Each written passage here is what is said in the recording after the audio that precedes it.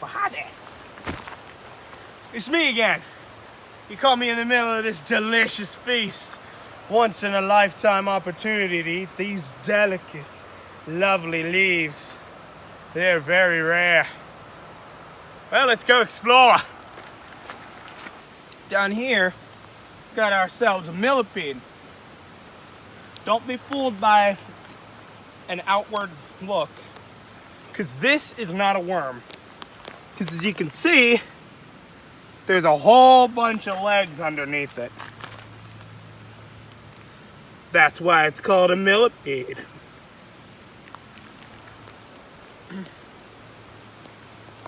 But he sure as heck does act like a worm.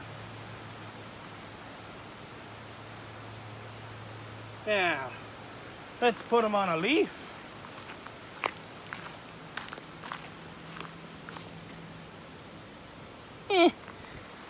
Those leaves are good. The dead ones are fine. I think he's better off on there instead of just on that hard gravel where he could have got stepped on. Well, back on the tour.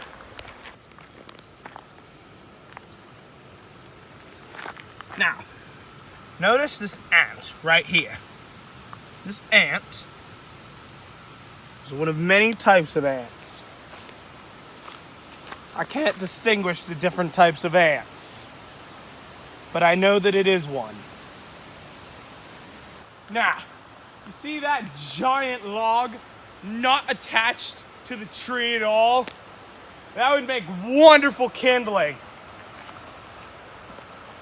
But I can't reach it. Unless I were to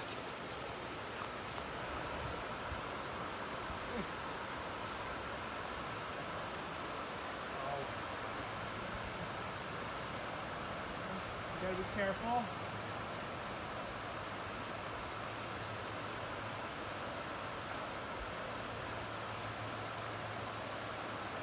Alright. And dang it! It's right down there.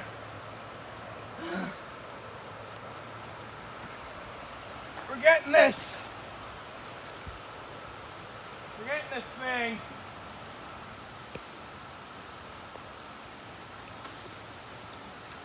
Whoa, whoa. Okay, this is good enough. Just keep going. So apparently, the executive said that I could only carry a certain amount of this stuff with me. So this is about good enough. It's enough to point stuff out with. Speaking of pointing stuff out, look what we have here. You want proof of Bigfoot, eh? Well, guess what? Right here.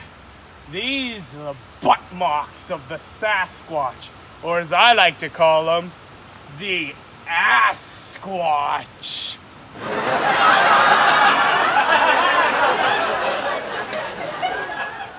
You can tell that old Big Butt's been here. Let's see if we can find him.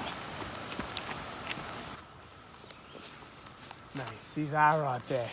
Last time I showed y'all a dead dragonfly. This one's alive, and here's proof. Look at the majesty of that guy. Man. Tally-ho! And onward! I swear this thing gets smaller and smaller every single time that I whack it. Oh my gosh. This must be the fabled Butt Hill Mountains. No, wait, hang on. Hang on. I think this is Ass Squatch's ass sheddings. Well, if that's the case, I'll need to do this.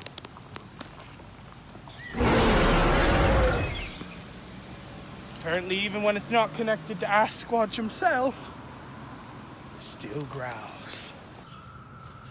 time I told you all the amazing story of how Asquatch came to be.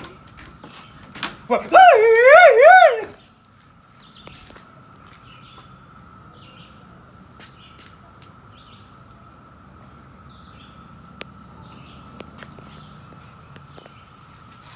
listen, I talk about nature. That spider right there? Can't make me, Jake! No, I quit! The contract doesn't pay me enough! Let's try this again. Alright. Now, assuming there's no spiders, I'm just gonna say right here, just in case. And I'm gonna tell you the story of how Big Butt came to be. You see, once upon a time, there was a man who lived in the land of Pompeii. This guy's name was Caecilius. Caecilius was this very, very funny man, and he had a very big family. Like, he had a son named... I don't remember his son's name, but that's not important. The point is, he had a dog named Cabus, and he had a chef. His chef was named Grumio.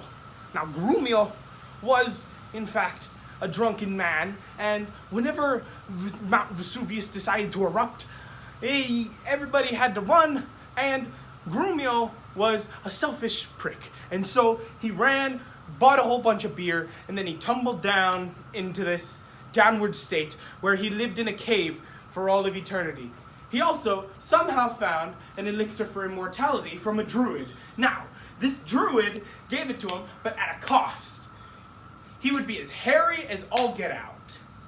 And he would have the biggest ass cheeks this side of Rome. And so, he's been roaming, pun intended, the entire land of Earth, trying to see as much as he can without getting his butt slapped like that. And nobody has slapped his butt since. So that's why I would like to be the one to claim Asquatch's booty for myself. By spanking it. Now that I've told you the tale of Big Butt, let's go. Oh no.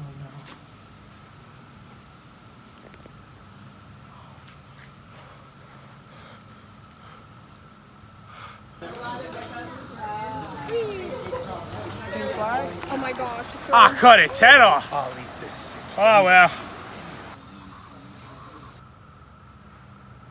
Oh well, back to finding Big Butt.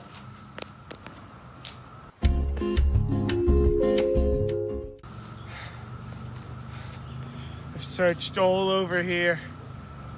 Searched from high to low. And I can safely say that Big Butt is nowhere to be seen here. So, until I find him, nature has won.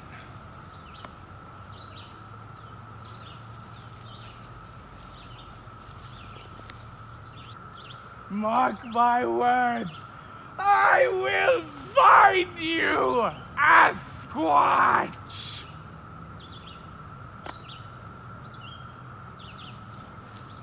Alright, let's go get some food.